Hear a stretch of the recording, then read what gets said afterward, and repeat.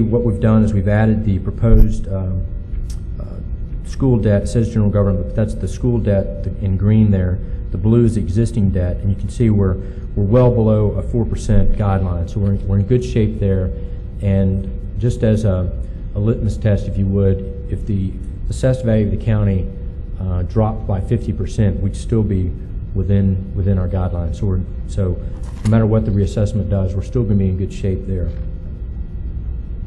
In terms, the second policy is the one that's really a little bit closer and probably would prohibit us from issuing too much debt at this point, and that's the debt service as a percent of our expenditures, which is the annual debt service as a percent of your budget.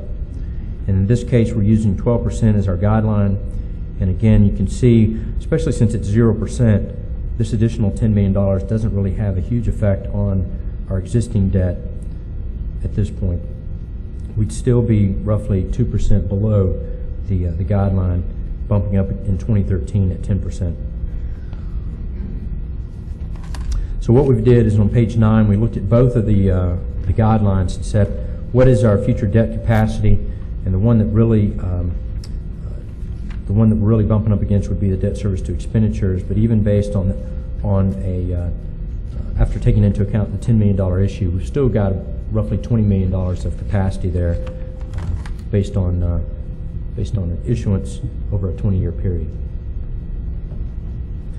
So then what I want to do is turn on page 10 and talk about the effect on the budget. What does this mean cash flow wise to our budget? Before we add the new issuance in, before we add any new money, just to show you where we stand today, what we've done is we've taken our existing debt service in column B, and in column E we've got our budgeted debt service. We actually have more debt service budgeted right now than we actually are going to pay in this year, and that's because when we set the budget up, we didn't want to take for granted that we were going to have the restructuring in place. So we're actually going to have a little bit of room there this year, which will help us take care of other issues in case the utility availability fees don't come in to cover all our debt service. We'll have some room there. This doesn't count any utility debt. This is just school and general government debt.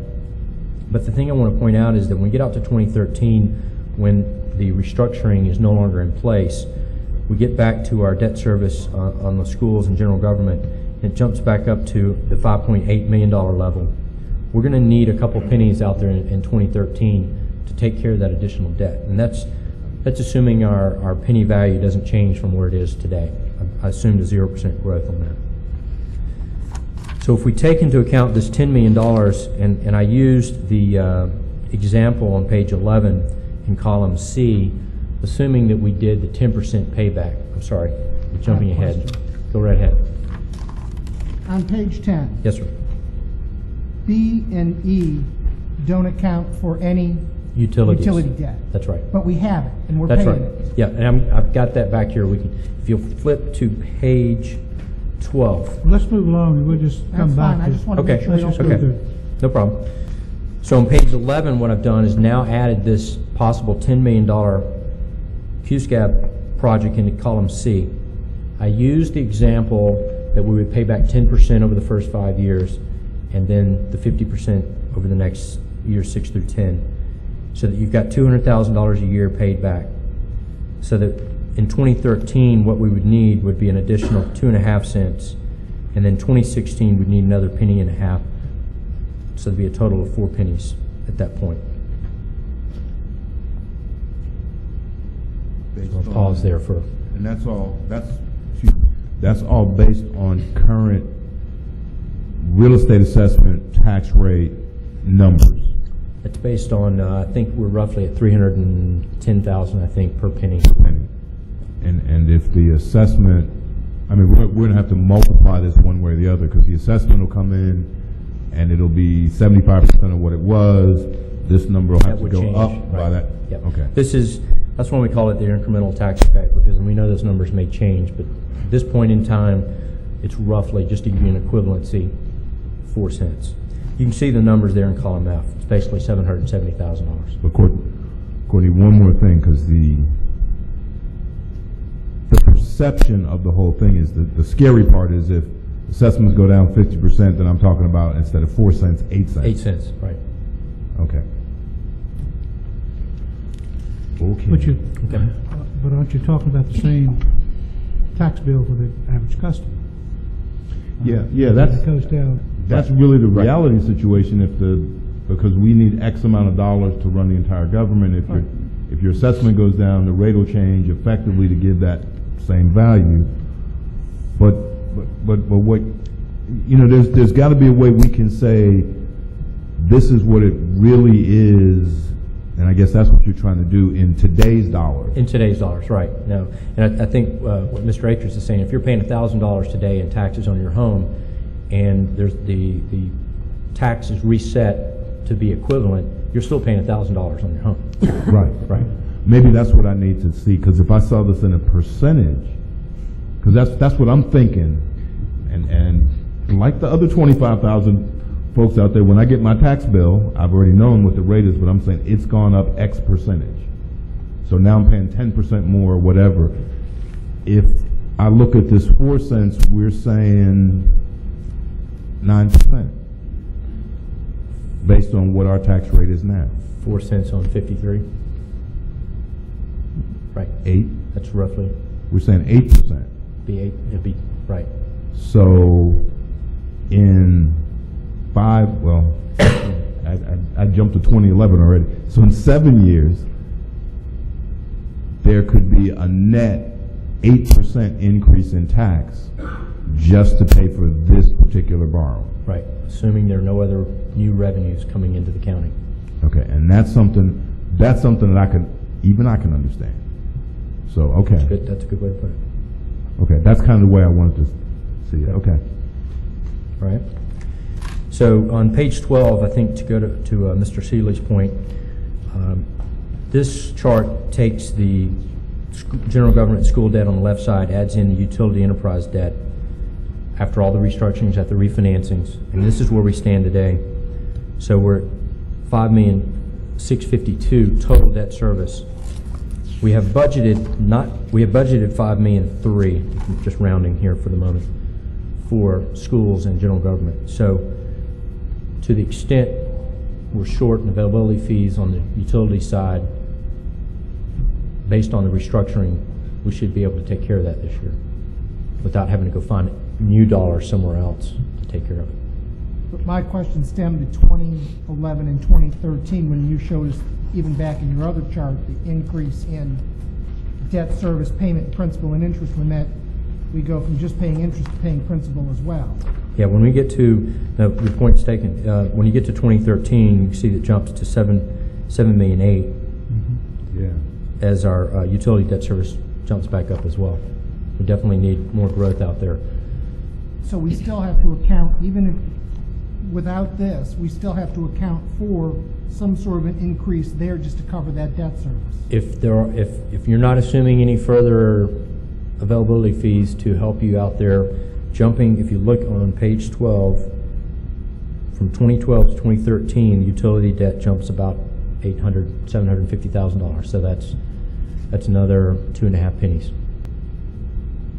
Yeah, but the total payment jumps from 2012 to 2013 by almost $2 million. Right. I'm talking 2.5 pennies just on the utilities. Yeah, I'm talking about total debt. When you look at total, you're looking at probably 4.5, assuming there's no additional availability fees. Courtney, do we have, while he does that, do we have the wastewater treatment plant numbers in here? No. This does not factor in. What it does factor in, we have a bond anticipation note out there that's $7,600,000 that's out there. We've factored in that being taken out at a rate of 6%, being conservative long term. So that is taken into account. No new debt is taken into account here. No additional new debt. So I have it, basically, excuse me for thinking out loud, but I have a $10 million proposal for schools that you're factoring in, but I also have a $30 million, 20, 30, we're not sure, $1 million wastewater treatment expansion that is not factored in. That's right. And based on that, if I use the same number we just did, 10 to 20, take the low number, I'm talking about a 16% increase at some point in time just to fix that. Well, if we go back, we do a utility, we're going to go over 30 years, not 20 years, so the payments would be a little bit less, but Well, you got 30 on you're, page 12. you're probably looking at $1 million a year for every 10, or $1 million a year for about 15 million for a utility project. So about three plus pennies. Okay. All right, I'm going to say this, but we can't necessarily do nothing. Do nothing's probably not a strategy with all the things we have to do. No, that's true. So I was really appreciating that last hair I had on the top of my head, but that won't be there long, so all right. I have a question, Dr. Kulo. In some documents I saw, and I think it was in the application documents, for this borrowings, what is it, number 6? This is where we are now. Did you see the debt chart? It says, and one of the questions on the application was how much energy, what is the cost of the energy consumed by the facility annually? Now is $266,922. Now, what kind of savings are we looking at by doing all this renovation to the systems? Now, we've gone there and done that before. I remember Siemens came in here a couple of years ago and said, okay, we're going to save you $1.3 million. And, well, I don't know about any other board member, but I've never seen it. That was the second effort, but I've never seen any savings coming through the school board budget for supposedly those energy savings. So what are we talking about here as far as savings and the cost? Mr. Chairman, I'll answer that if I can. Sure. We assisted the school board with preparing the application. As part of the application process, you had to demonstrate the annual savings in energy. The annual estimated energy savings is indicated on line 20 of $86,936 per year. That's for the high school. That's for the high school. Say that number again. Say that number again. $86,936 for the high school per year. A year. Yes, sir. Yeah. So the life of the loan of, let's say 10 years, we're only going to save 10% of what we spent. That's correct. But that's just one portion, that's just one component of what the renovation project is to be all about. That's correct. Right. It is just not a heating and air conditioning renovation Right. project. It is. It's a comprehensive renovation. The heating and air conditioning is about $3 million of that project, and that's what this number is based on.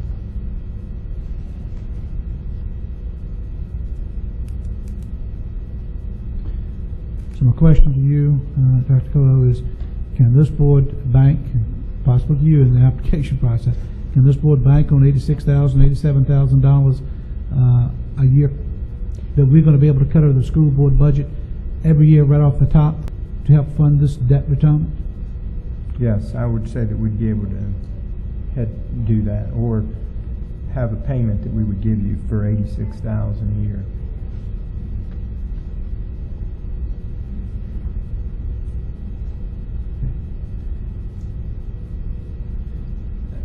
Okay, thank you. Any other board members have questions? School. And Courtney, I guess that what Mr. Thomas is talking about, and I understand totally what he's saying about the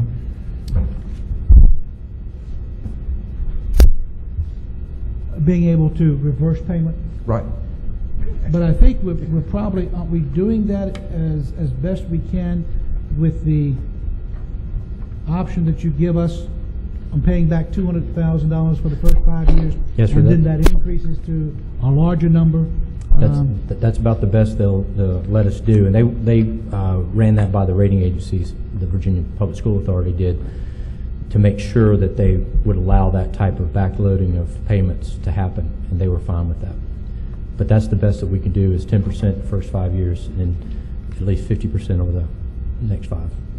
So for the first 5 years, starting in 2011, carrying us through 2016, we're looking at if we can get guaranteed $87,000 back to this board, the board is looking to pick up another $113,000 of additional debt.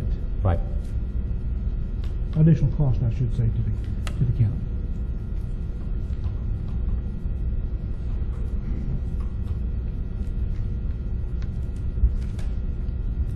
Say that one more time.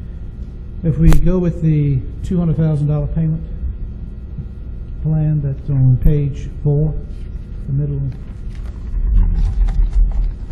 and we only talk about this loan now. I understand. Yeah. If we go with $200,000 for the first 5 years, payback does not begin until year 2011, in September 2011. Dr. Killo has said, yes, he can either give us $87,000 or allow us to reduce his budget every year by right off the top by $87,000 of energy savings that he's going to realize per year, which would give us an additional debt of $113,000.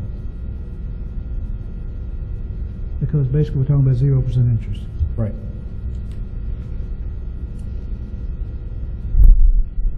Could I, Mr. Chairman? Yeah. Can I ask Dr. Killo one more question? Sure.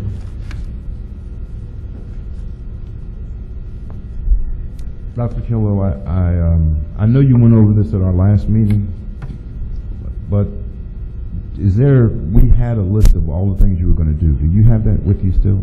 No, but You have I don't have it. Could you just pass it to me? That'll be fine. Would you like to read it?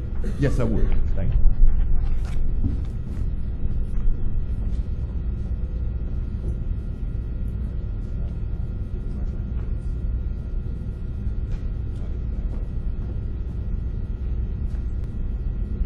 If we continue the process, when do you plan to hear? Do you have any idea when you will hear from? we don't. No. I'll just venture, because I was involved in the first round. I think they started talking about this in mid-August, and it took at least about almost 60 days to finally figure it all out. So I think they understand it a lot better. The applications are due on the 11th. I bet you it'll be after the first of the year before they probably, that'd be my guess. That would be my guess. Y'all finalized this weekend, I believe, the loan for the one school division or one county. It's actually closing tomorrow. Oh, it's The first round actually closes tomorrow.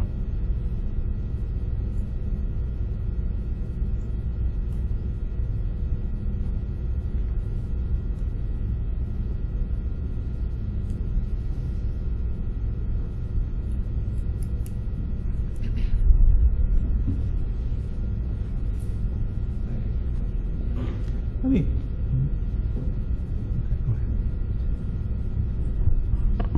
If I could add one more thing, knowing what I know about the first round. Once you do find out how much you're awarded, they'll have to come back to you with documents to authorize the issuance of the bonds in terms of the amounts and things like that. So you'll have another shot at it.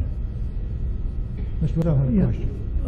According to, see where it says bonds must be issued in calendar year 2009, 2010, so we have to make the final call by June. I think it's going to be before that. I think what's going to happen is they're It's going to come have back. to be before that. I think what they're going to do is they're going to come back, I'm guessing January, early January, and say, here's who's been awarded and how much. Because I know there are a number of other localities that are putting in applications as well. And here's how much each one's allocated. That's what they did before. For instance, one of my clients was awarded $18 million, but they could only use 9. So they came back and said, we can only do 9. And so that's how much they ended up getting.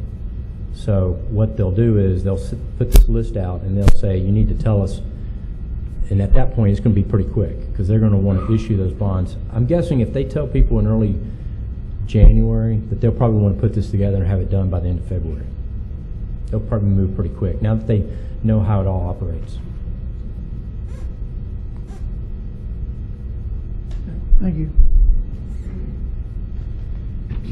another question on the application, Mr. Chairman. Okay, go ahead. The high school is currently heated with propane, correct? Correct. Nowhere in this do we talk about how much we use. So is that not calculated in the energy savings at all? Yes, it is. The propane was basically converted to kilowatt hours, which was how the application required it. So we had the school is air conditioned with electricity and is heated with propane. I understand that. I'm just, you made a conversion. There's a formula that you convert the propane use to kilowatt hours. So can you tell me how much propane the school used? I can get that for you because that was provided to our office by the school board office. For just the high school? Yes, sir. Yep. I'd like to see that number. Okay. I can get that for you. Again, Dr. Killo, I know that there were windows mentioned, new windows in the building, throughout the building. Yes, sir. Heating and air conditioning. That's correct. Lighting, Fitness plumbing. room. Was that, what else was in Let me read that to you. Mr. Chairman, would you like me just to read through these real there? quickly? You know, that would be super if you do that. Okay. The items include replacing the existing roof system and adding additional insulation, replace the windows, replace the HVAC system, Entire roof? the entire roof, correct. The entire roof, because if we don't replace it, what happens? Is that where we are? Yes. You will begin to have failures. The roof can be replaced in phases and sections because it's a multi-level building, and it can be done that way. For this estimate, we assumed it would all be replaced at one time. And that way you'd have one warranty for the entire roof facility. Okay, thank you. Replace the lighting throughout the facility. Doing that, we also would replace the suspended acoustical tile ceiling. We also would do new electrical service upgrades, new intercom and communication systems, which would also include new fire alarm system. We would also paint throughout because there's going to be a substantial amount of work done inside the building. New floor finishes throughout the building. Locker room upgrades, which are desperately needed. We also reconfigure the administration guidance area so that we'd have a more secure and direct entrance into the school. And that's basically a safety and security item. And then new light and sound system for the auditorium. Okay.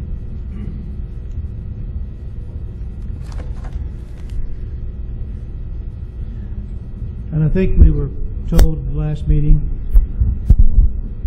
that if we went with this project, and if we added on to the school, nothing that's done in this phase would have to be torn out, reworked, redone. This could stay in place. But if we added on to the school, this work that we're now doing is something that would more than likely have to be done when we added on to the school system, or Well, to the school building. Yes, sir. We're at in the HVAC system right now, it's at critical condition. We know within the next 1 to 2, maybe 3 years, we're going to have system failures, and we're going to be having to do this. You know, the roof is getting at that point where it is needing replacement. And as you said, Mr. Akers, if we get this all complete, if we ever have to add additions because the school's getting bigger, we need to go to 1,600. This is already done. We wouldn't need to go back and revisit this at all. Correct. One other thing with the $10 million, you're looking at both the $500,000 for the annex and only $9.5 million required on the high school. And we purposely broke those out if you wanted to be able to say you wanted to do one and not the other, or both.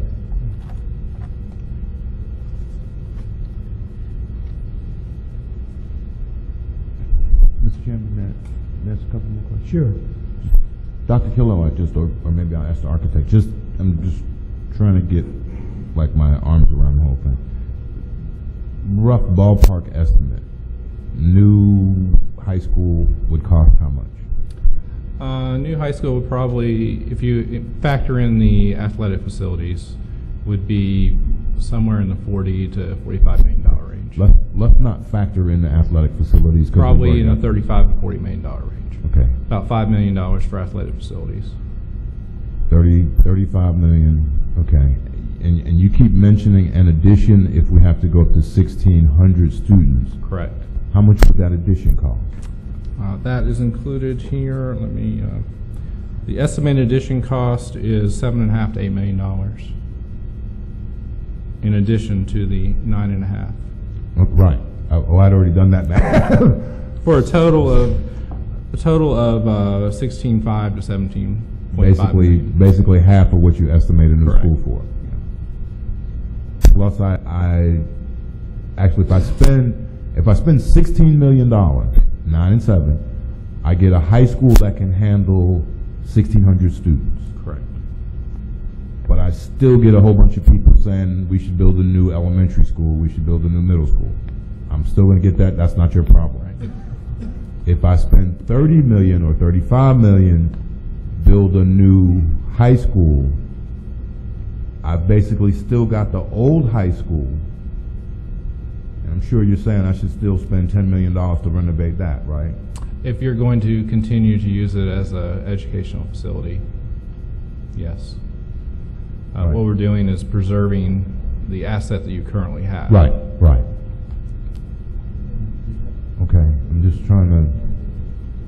Right, and if it was used for different grade level configuration, there would have to be renovations, like if it was to be converted to a middle school or. And then the middle school to an elementary, you would have to convert. So you're basically Right. telling me, no matter what we do, and that's really what I'm trying to, it's like a game of chess. If I move here, this is going to happen. I'm trying to figure out exactly what I have to do right now. I think the things that you're going to be faced with within the next 3 years are a failing HVAC system and a failing roof, and that is going to be about a $4.2 million cost. All right. Right. And what? Well, No matter what. regardless, I mean, that's just the situation that we're in with the life of the building. We did. Because you were on the school board, we did. Remember you poked holes in it? So that's right. Yeah. All right. So I got $4 million I got to spend. I got to spend $4 million to fix the roof.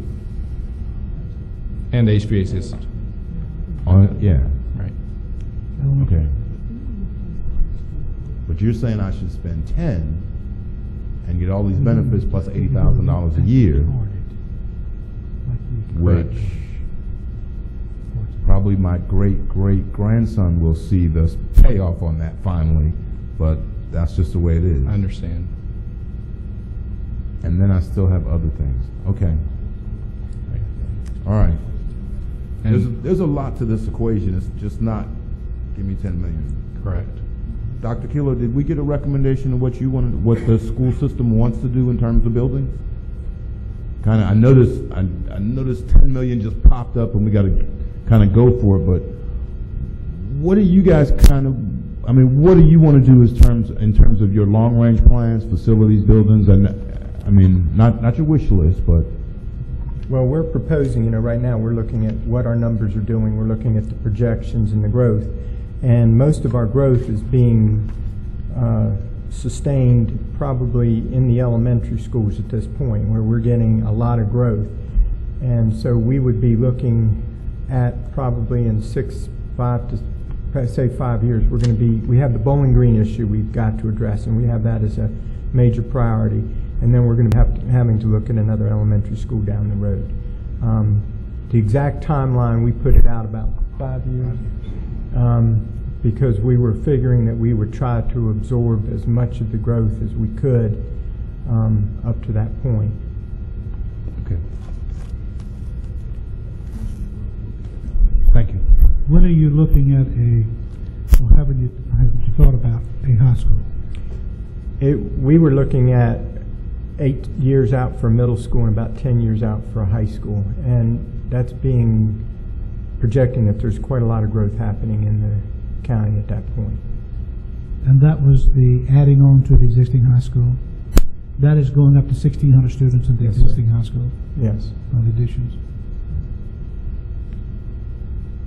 We're just projecting, that there will be a lot of, in 10 years, we want to be prepared for that growth if it does occur.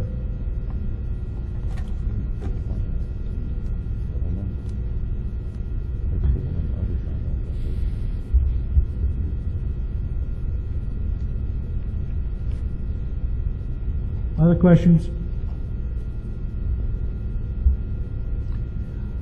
All right, we've given him permission to move ahead. You've indicated to us that once the application has been approved and the bond or the documents have to be signed to sell bonds, then we'll have another shot at it. Is that correct? That's right. Yes, sir. So we continue the course that we're on, and Still have one more chance for yea or nay. we have a shot at later on in the process. If we do not choose to sign the documents to sell the bonds, then that stops everything in its tracks. Right. Okay. Now, does this affect us like Mr. Wilson's T21 money? If we say no after we've already gotten it, we're not going to get any more? I don't think so. Probably won't be a lot more available after the stimulus fund. In fact, funds are gone, there won't be any more available anyway. Well, So it this is the remaining part of the $190 million for this year that Governor Kane is allocating. certainly, Governor McDonald will have another $190 million that Right. we don't know yet how he's going to allocate for next year. So but what I'm saying is stimulus money is, it's only so much of it. that's right. And so when that's Yeah, gone, there's only right.